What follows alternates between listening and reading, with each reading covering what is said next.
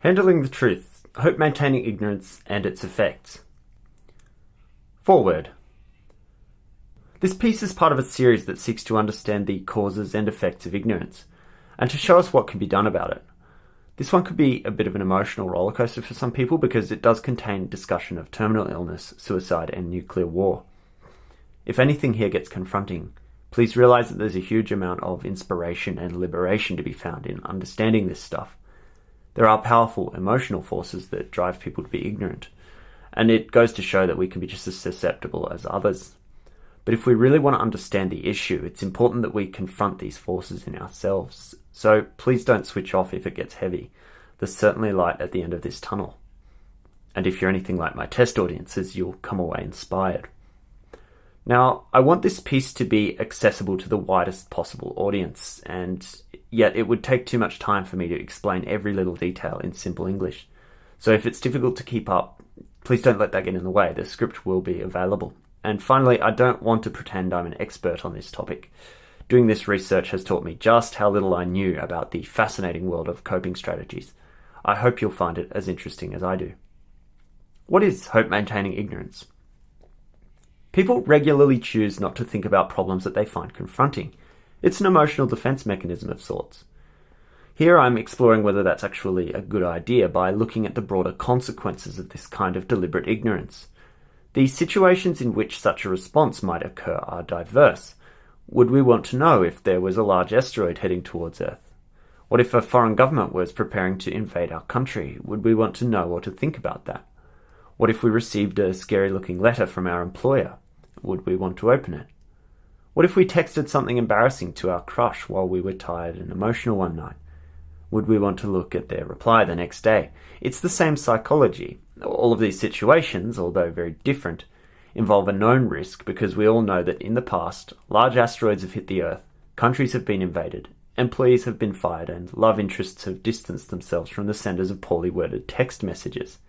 These situations have precedent, but they also all involve the option to learn about and analyze the risk, thereby reducing its uncertainty, to find out exactly what the specific truth of the matter is. We could fund and maintain an asteroid detection program, learn about international politics, open the scary-looking letter, or look at the text if we so chose. People differ in how they respond to such situations, though. Everybody I've asked has said that if their car were at risk of having loose lug nuts on the front wheel, then they would want to check. And yet, on the other hand, many of the people who visit sexual health clinics in the US fail to return for the results, simply because they don't want to know them. Both scenarios are massive health and safety issues, but the HIV is a lot harder to fix. The same goes for the asteroid thought experiment and for the possibility of a military invasion. These things are horrible prospects, but they're not so easily fixed. When people feel powerless to affect an unpleasant truth, they'll often prefer to just avoid the topic, or at least to put off knowing for as long as possible. To the best of my knowledge, there's currently no specific term for this in the psychological literature, although deliberate ignorance and avoidance coping are both closely related. And so I've decided to coin a new term, for which I'd like to offer a very specific definition. Hope-maintaining ignorance, or HMI for short, is a type of deliberate ignorance, deployed in an attempt to reduce the anxiety associated with an awareness of a perceived problem that's seen as both very severe and very hard to fix. It's therefore also a type of avoidance coping. Now, life is full of possibilities, of mights and maybes, and they come in two flavours: opportunities and risks. Basically, if there's a chance that something we like might happen, we call it an opportunity, and if there's a chance that something we don't like might happen, then we tend to call that a risk. The latter is the subject of this discussion. Whether a given risk will eventuate is by definition uncertain, but that uncertainty can be reduced by checking, by learning about the specific situation in question. If an aeroplane hasn't been serviced in a while and we think it might fall out of the sky on its next flight, we could get the mechanics to carefully look for any issues. Perhaps they'll discover something stuck in the turbines. Or if we think it might hail next week, we could check the weather service and find out whether people who specialize in meteorology think it's likely or not. The more carefully we check the plane, or the more carefully the meteorologists measure and model the atmosphere, the more significantly the uncertainty is reduced. In some situations it can be almost completely reduced, but in others we're limited by our understanding of the systems in question. Finding out whether there's going to be a thunderstorm on top of us next Thursday It's probably a lot harder to predict than whether a jet engine's going to work after it's gobbled up a whole bunch of birds or something. But the take-home message is that learning about a specific risk allows us to reduce the uncertainty about whether it's going to actually manifest. This piece is about whether and when we choose to do that learning. Case study: Huntington's disease testing. Due to recent advances in medicine, people can now undergo genetic testing, whereby their DNA is sequenced and their likelihood of ending up with a recessive disease can be accurately known. Such a test might tell them that they're virtually certain to develop Huntington's disease, or HD for short, which is a particularly cruel neurodegenerative disease. A crude description of HD would be to say that it slowly rots a person's brain, and once the symptomatic uncontrollable spasms begin to kick in, the disease kills its subject over 10 or 15 years as they progressively lose control of their coordination, memory, and cognitive faculties. To give a sense of the horrors of this disease, the following excerpt is from John Zaritsky's documentary, Do You Really Want to Know?, and depicts Dr. John Roeder, who is an internationally respected cancer research scientist who also happens to have HD. At the time this footage was shot, 10 years had passed since John's symptoms began. Good weather this morning.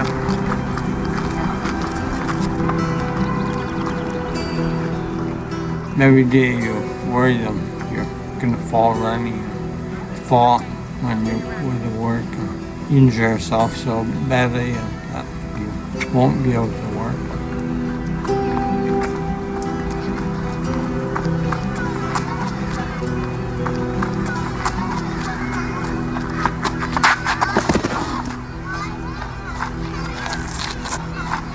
Are you all right?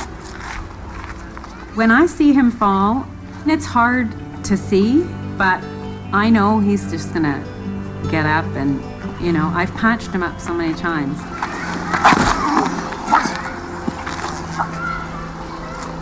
I know he's gonna get up and try to minimize it. So I figure if he's gonna minimize it, I'm not gonna try and make a big deal out of it. You okay? Here. You're bleeding. Here, it's on your head. But he's still active. He's still determined to try and do that at whatever level he's able to do it. And I think that's pretty amazing.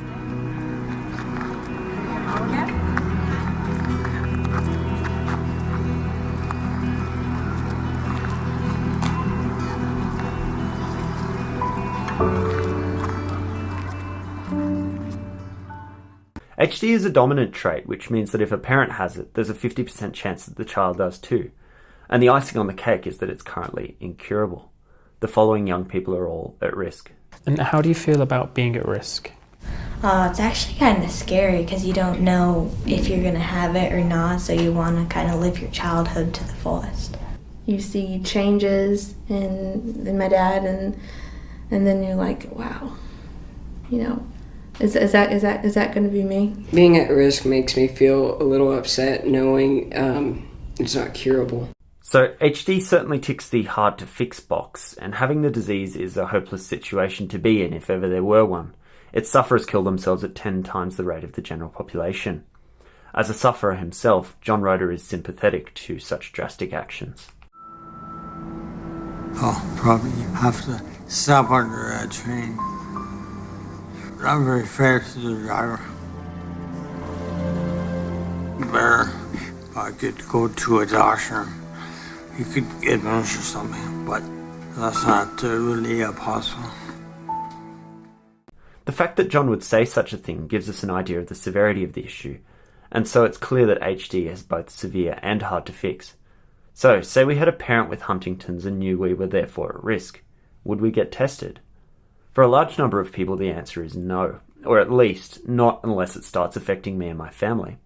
In fact, among those who know that they have a 50% risk of having the disease, only about 15% opt to take the test. Why does hope maintaining ignorance happen in HD testing?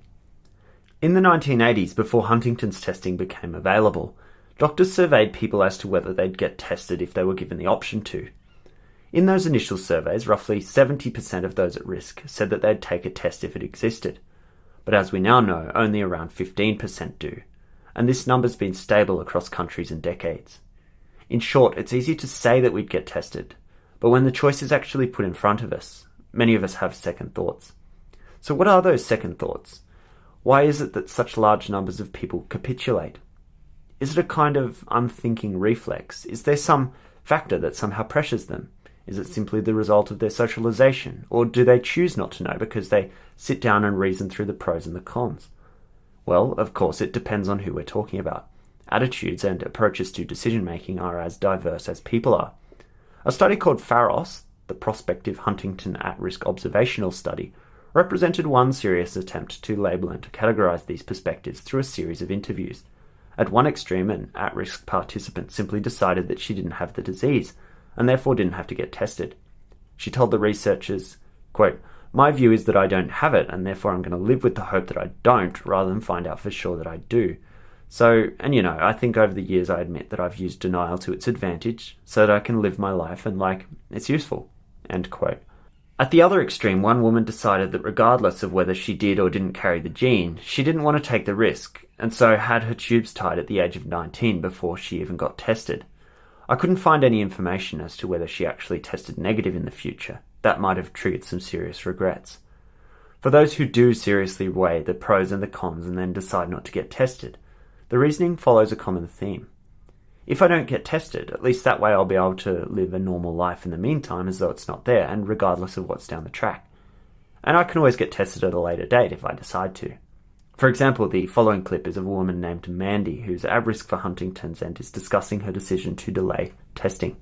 I've been to a few conventions and, I'd hear young people talk about, as soon as I turn 18, I'm going to get tested and I just I gotta know. But I always thought, well, why do you have to know so bad? Why not try to put it to the side and live your life as best you can and really only, test if you absolutely need to.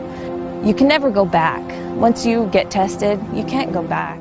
Another at-risk woman named Mariana put her own view on testing as follows, quote, "If it's positive, it's a death sentence.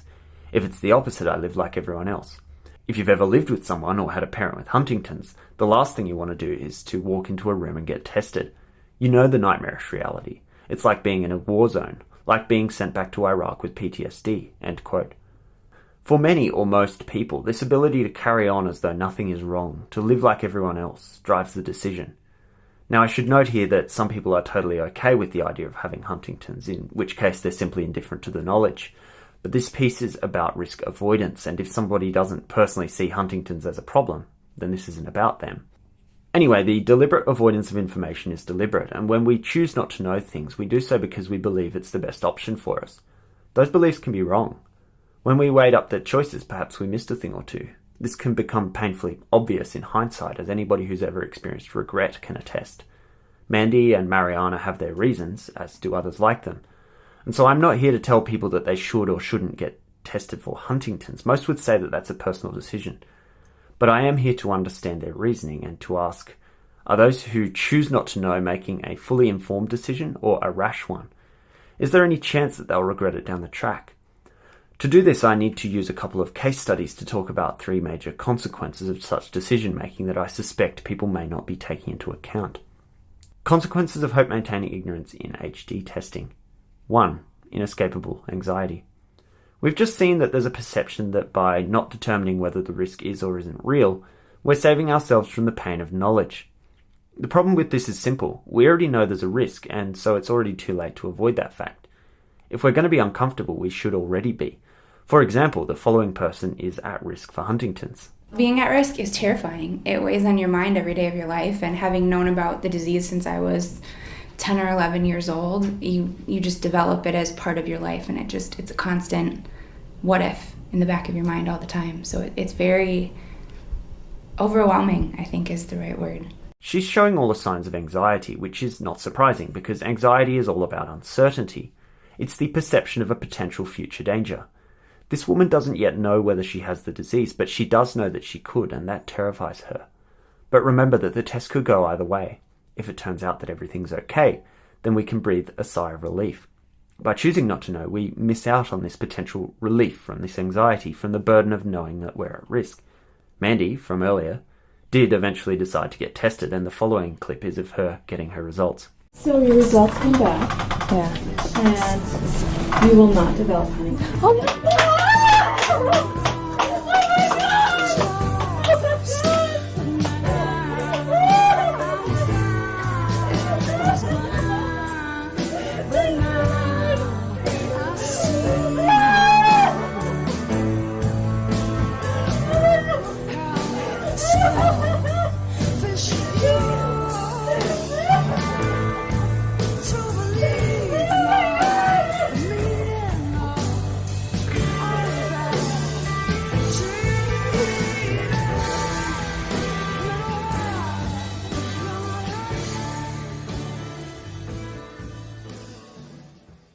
Imagine if Mandy had chosen not to get tested. She would have had to live with years and years of unnecessary anxiety. This kind of easily preventable suffering is tragic when it occurs. Sadly, not everybody is so lucky in their testing, but even then, why do we assume that acknowledging the risk and learning about it is somehow going to make life more difficult? It's already difficult because, let's not kid ourselves, we're dealing with a very real threat, and it's already too late not to know that. Our anxiety over whether we have the disease isn't going to just go away if we ignore the problem. Quite the contrary, it can only exist so long as we do ignore that problem, because in doing so, we're maintaining uncertainty about the true nature of the threat. I've read that a lot of people who decide not to get tested for Huntington's do so because they're terrified of second-guessing themselves about the onset of symptoms, something called symptom hunting. They're terrified that they'll have an everyday episode of forgetfulness and yet interpret it as the beginning of their slow descent into madness. But aren't they already able to construe their episodes of everyday forgetfulness as the beginning of the end, given that they know they're at high risk? This was true for Wayne, who describes his experiences as follows. I didn't want to test until I had any visible symptoms. But once my mum's diagnosis came through, I started symptom hunting, which I think is what most people do.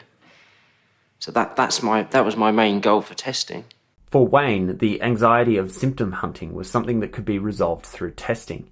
However, most people don't think this way, and an insight as to why can be found in the following excerpt from Peter Forbes' article, How Close Are We to a Cure for Huntington's? Quote, a 90 to 95% accurate test followed the location of the HTT gene in 1983.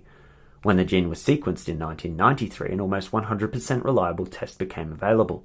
When it was discovered, they thought that there'd be an influx, but no one's coming through the door. Thinking about it, why would you want to know? With no cure available, taking the test means a person has the chance of turning their 50% hope into 100% misery at a stroke. Most decide to wait and see.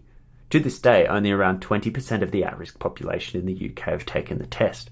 The fully reliable test was offered to 80 people in Oxfordshire who'd previously tested positive on the 90 to 95% accurate test, but only one of those 80 took up the offer, end quote. People don't want to be barred from the possibility that the test is wrong, that their forgetfulness or jerkiness is just that and not a symptom. They want to hang on to that small amount of uncertainty which they perceive as their last hope, and which allows them to interpret their forgetfulness in the most favourable light. And that's understandable. But again, in trying to hold open the door to the possibility that there's no problem, we also hold open the door to the possibility that there is, and therefore maintain uncertainty and thus anxiety, as though we'd never been tested at all. Say we chose instead to confront the risk head-on and find out for sure, and say, for argument's sake, that we end up with an absolute 100% certain diagnosis of Huntington's, which is an absolute worst-case scenario. This can absolutely flatten somebody and take all of the wind out of their sails. When I tested positive, I just thought my life was over. I had tried to prepare for a bad answer, but when the results came back positive, I was just like, bugger. Can I say that? I just thought, oh no.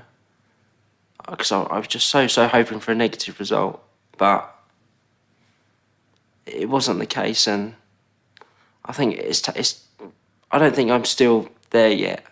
I'm getting there, but I think sometimes I still wake up and, oh, I tested positive. Sometimes forget. But some days I'm fine, some weeks I'm fine, and then I'm not. I get very anxious, very angry. I get angry with my mum for giving me this awful gene, but then it's not her fault. And I think I'm trying to turn that anger into something positive, because being angry, what's it going to achieve? It's going to achieve nothing for me. which is why I'm here, which is why I go to youth conferences, which is why I go to World Congress. So this meeting, I just want to be involved as much as I can for my own sake, for my mother's sake, for my younger siblings.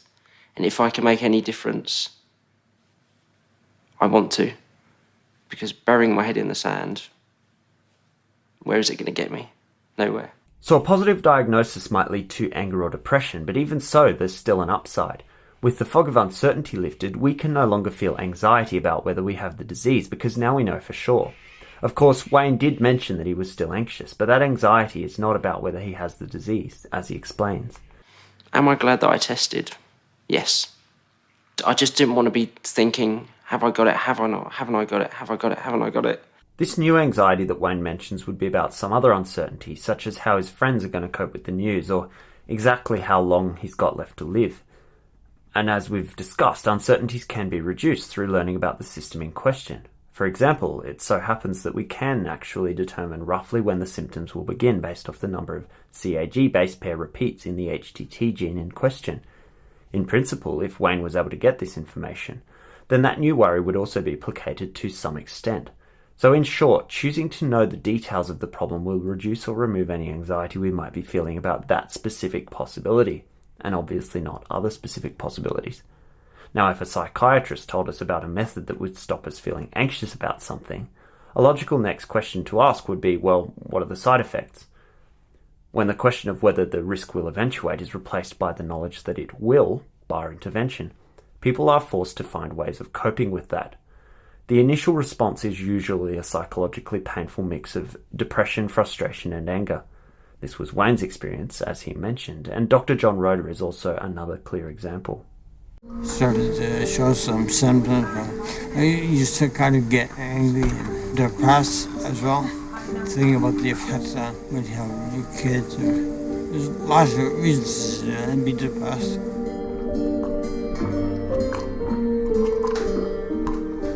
He would just explode over some insignificant thing. Just be difficult, which he'd never really done before. Has been pretty calm and, relaxed about things. And that just escalated over time. Anger, depression, and frustration are what we might collectively call grief. And this does happen in times of loss, and they're obviously quite emotionally painful experiences. But contrary to what we might think, the loss of something dear to us, in this case our health, is not actually the root cause of the grief, because whether the grief occurs doesn't solely depend upon whether a bad thing happens to somebody. What's at the root of grief is actually people's expectations in life, as has been known since at least the time of the Roman philosopher Seneca, who authored the work De Ira, Latin for On Anger. In this work, he basically pointed out that if we're not expecting something, we're far more likely to accept its absence, which is why it's seen as far more tragic when people die before the average life expectancy. The root cause of grief, then, is not an early onset of terminal illness, but an expectation of old age. Grief is also where motivation comes from. If it weren't for wanting to escape that emotional pain, to protect those things we hold dear, then we wouldn't exert ourselves in the search for solutions. We'd simply accept our lot and let the disease have us. For example, one study found that with their expectations of old age, 15 to 39-year-old cancer patients were more than twice as likely to use aggressive treatment options than over 65s. Like many young people, Wayne also responded to his diagnosis with a steadfast resolve, a newfound motivation to make the best of a bad situation, to maintain hope through responding to the danger. In his case, this meant partaking in research and involving himself with communities of support. Now, in situations where we feel powerless, we're between a rock and a hard place, but we do still have to decide. Some of us might take some time out while we work out how to proceed. Yet many of us try to prolong such difficult decisions indefinitely through escapism and distraction. This is a strange reflex because choice is inescapable in life. To try to just not choose is impossible, for it's to choose to live in a world where we do that, along with its associated consequences. But although some people take this to extremes, it's ultimately unsustainable, because it's impossible to block out negative thoughts forever. Eventually we'll find ourselves alone with our demons. As something on my Facebook feed once wisely said, nothing is louder than overthinking after midnight. In studying these issues, psychologists Jennifer Howell and James Shepard made what I think is a useful distinction in their paper Reducing Health Information Avoidance Through Contemplation between fear control strategies and danger control ones. Quote, people can direct efforts towards reducing negative emotions associated with the threat, i.e. fear control, or toward reducing their personal risk for the threat, i.e. danger control, end quote. Distraction, escapism, avoidance, these are all fear control strategies. They don't reduce or remove the problem, but instead attempt to control which environment we find ourselves in so that we temporarily don't have to face it. They're what psychologists call maladaptive coping strategies because they only serve to increase stress. Joelle is a therapist who explains this really well in one of her videos. Avoidance starts to trap us deeper and deeper and deeper in always being vigilant about the environment so that we can avoid the threat. And the irony is, with anxiety, we really want to worry less, not have to worry more. Now we're worrying about the original thing we were worried about and whether we can avoid it. Little acts of courage start to build a bigger courage muscle so that you eventually become really skilled at facing your fears so that you don't feel reliant on controlling your environment, which is sometimes out of our control. What Joelle's calling controlling your environment is fear control. It's to seek to manage the places we might find ourselves, as opposed to using danger control to manage the problems themselves. So in summary, when we know there's a risk but choose not to look into it any further, this keeps anxiety alive because of the way it maintains uncertainty and fails to remove the underlying problem, which we'll only continue to come up against. And this inescapable anxiety is tragic in the same sense as Mandy living in fear about a disease that she didn't have, because it's unnecessary and it's avoidable by simply choosing to know and then dealing with the outcome accordingly. After all, when we're given really bad news, we can respond in one of four ways. First, we can try to block out the negative thoughts with distractions, knowing full well that this is unsustainable. Second, we can be angry or depressed until it becomes unbearable. Third, we can change our expectations and come to terms with the way things are. Or fourth, we can resolve to spend our days trying to do something about it. Which brings us to the next major consequence of choosing not to know more. 2. Forfeited opportunities. Risks can always be reframed as opportunities. They're two sides of the same coin. Partly because preferences often depend on who you are. A severe weather forecast might be perceived as a risk if I'm a farmer, but as an opportunity if I'm a storm chaser. One man's trash can be another man's treasure. But in health, the subject of this discussion, preferences aren't so subjective. One man's diabetes is nothing more than another man's tax burden, usually. All this being said, there are still two ways of framing the possibilities. I might know that I'm at risk for diabetes, but this knowledge is also an opportunity to start taking preventative measures, an opportunity I otherwise wouldn't have had. Now, although that accounts for most situations, all this optimism doesn't really work if there's nothing we can actually do to stop a risk from turning into a reality. Remember, there's no cure for Huntington's currently, for instance. Some risks obviously require more work to avoid than others, and for some it's just impossible. But my question here is a provocative one. Is this really true as often as we might believe? To echo Carl Sagan, extraordinary claims require extraordinary evidence. And here I see an extraordinary claim. The word impossible is an alarm bell sounding of emotional defense mechanisms to me. Seemingly impossible things can be done. Here I want to share the story of Martine Rothblatt, whose early career was in satellite law and who was responsible for launching several pioneering satellite communications companies throughout the 1980s and the 1990s. Her fourth child, Genesis, with a J, was diagnosed at an early age with pulmonary arterial hypertension, a lethal illness for which, like Huntington's, there was no treatment. Here's Martine's explanation of how she dealt with this issue. We took Genesis, our daughter, to as many experts as we could find. They all said the same thing. She will be dead within 2 to 3 years unless she receives a heart-lung transplant. We wrote a request for proposals, which is the kind of thing I knew how to do from the satellite communications industry. We sent that out to all of the doctors researching this area, promised them hundreds of thousands of dollars a year if they could show progress. But after a couple years of that, by this time Genesis was in the intensive care ward more than she was out of it. People took our money, but the cure got no closer. So then one of the doctors said to me, Martine, none of this is going to save Genesis.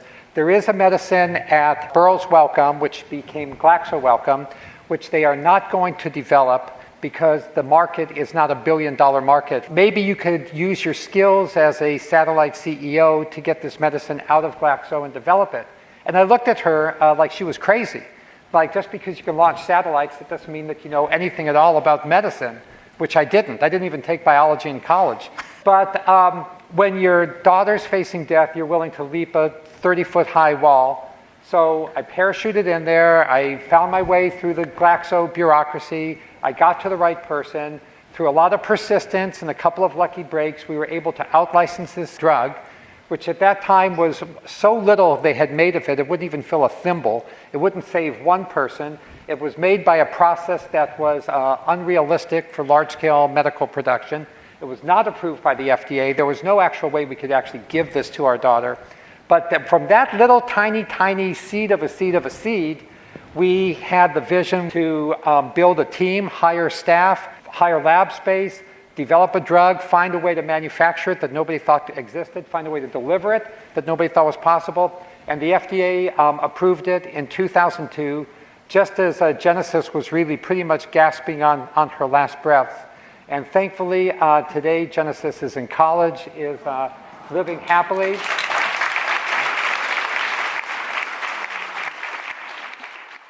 Genesis recently turned 30 and now works at United Therapeutics, the company that her mother formed to save her life in the 1990s. Martine is currently exploring the science and ethics of organ transplantation from pigs as a possibility for stage 2 of her plan. But the point is that here is a woman who refused to take no for an answer, and with some success. The more general argument that I want to make is that it's very hard to tell when it's futile to respond to a risk, to pursue an opportunity. That the only way to tell for sure is to commit oneself to the problem and to make no excuses. To do otherwise is to choose guaranteed failure over potential success. Not to idolize her, but Martine's case demonstrates that not much is impossible with the step-by-step guess, test, revise, repeat mindset that's common to science and engineering. Though sure, some things may be impractical. As long as we're operating within the laws of physics, though, there's a surprising amount of room to play with. Now, it might be tempting to write Martine off simply for the fact that, unlike most people, she has a lot of money. But this is misguided. It's true that our behaviours are constrained by our physical and social environments.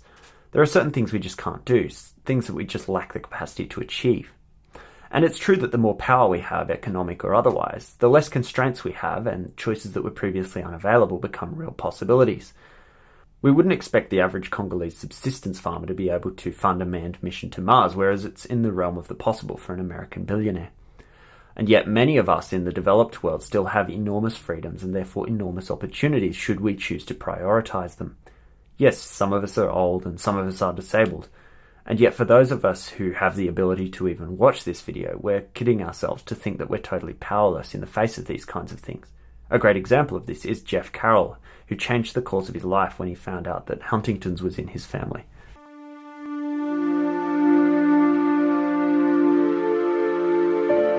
I had a whole year I had to spend in Kosovo or training to go to Kosovo, so I had a lot of downtime to think. I had no scientific background. I hadn't taken a science class since grade 9. I really started researching Huntington's because I just wanted straight answers.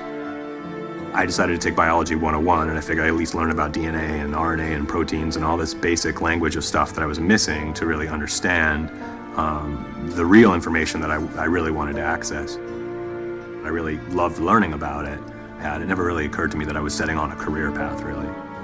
Jeff's now one of the most famous Huntington's researchers in the world and has also co-founded the research news site HD Buzz, which keeps the community informed about the latest breakthroughs.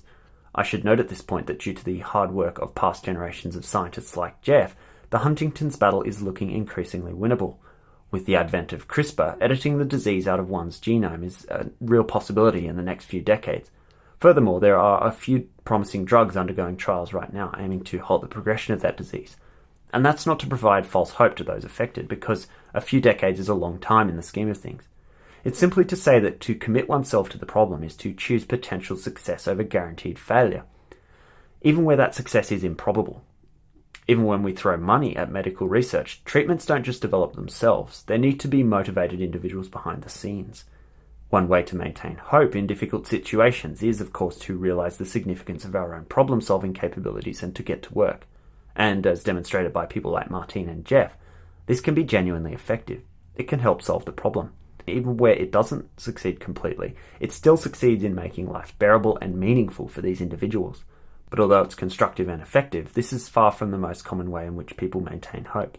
In my experience, they're more likely to do it by clinging on to uncertainty, by refusing to acknowledge the issue. Which brings us to the third significant effect of hope-maintaining ignorance. 3. The harm of other people. For those of us who aren't socially isolated, choosing not to learn about risks often harms other people to varying degrees depending on our circumstances. This factor is a relatively unimportant side note in some cases, but in others it's quite a big deal. First off, if we're anxious, this will affect our loved ones. They're going to worry on our behalf, and with HD there's a 50% chance that we don't have the disease, and therefore a 50% chance that their worrying is completely unnecessary. If we instead choose to know, then we provide the people around us with information by which they can plan. They can take steps to organise a care home, or go out into the community and try to raise some money for HD research, or take whatever other actions they might want to take. We prevent them from investigating these possibilities when we choose to remain ignorant of our diagnosis, and we instead leave them worried and uncertain about the fate of their loved one, a form of emotional harm. Another point is that one of the most common reasons that people at risk for Huntington's choose to get tested is that they're concerned about their children, whether this means they're looking at pre-implantation screening, adoption, just not having kids, or wanting to know what kind of risk any of their existing children might be at. And think about the selfishness of people choosing not to know whether they have HIV/AIDS, assuming they're sexually active. In these situations, choosing not to know can be interpreted as a reckless lack of concern for the welfare of others, or at least as something approaching that. With all this in mind, there's a question of whether people really should be entitled to the right not to know that the UN currently recognises. In 2007, a British man, let's call him Jim, shot his wife and was convicted of manslaughter due to mental incapacity and sentenced to be held in a secure hospital. 2 years later, Jim was diagnosed with Huntington's disease. He made it very clear to social workers that he wanted his 3 daughters to be kept in the dark about the diagnosis, as he didn't want to add to the trauma of 2007 and believed they might get upset, kill themselves, or have an abortion, in his own words. One of Jim's daughters, let's call her Jane, became pregnant at around the same time, and 4 months after the birth of the child, there was a mix-up in which one of the doctors accidentally told Jane that Jim, her father, was gene positive for Huntington's, which had been known months before the birth through genetic testing. Jane immediately got herself tested and found out that she too had the disease. She responded by taking the matter to court, saying she would have terminated the pregnancy if she'd known sooner, and that the doctors should have told her about Jim's condition as soon as they'd known, so that she could have tested sooner and therefore been able to make that decision. Jane didn't want to raise a child who would have a high risk of having a life-destroying disease, as well as being raised by a terminally ill single parent. This case created legal uproar because doctors have always had a duty to maintain confidentiality with their patients, that is, not to tell the relatives when a patient has a genetic disorder. Jim knew his own status, and so this case is not directly relevant to the issue at hand, but whether he tells the doctors not to inform his daughter, as he did, or simply fails to inform himself, the outcome is the same. Jane is left in the dark about an issue she wishes to know about, her own at-risk status. When others are directly harmed, as Jane was here, a right not to know becomes more like a right not to care about another person's wishes. If we were the child of a parent with HD, would we prefer that they'd chosen to know the truth prior to our conception? And let's not allow metaphysical speculation about personhood to get in the way of this point. How do we judge the decision when other people make it? If we want others to behave in a different way than ourselves, we have a double standard. We're hypocrites. And by allowing ourselves a free pass whilst wishing others would do the hard work, we're free riding and therefore exploiting others.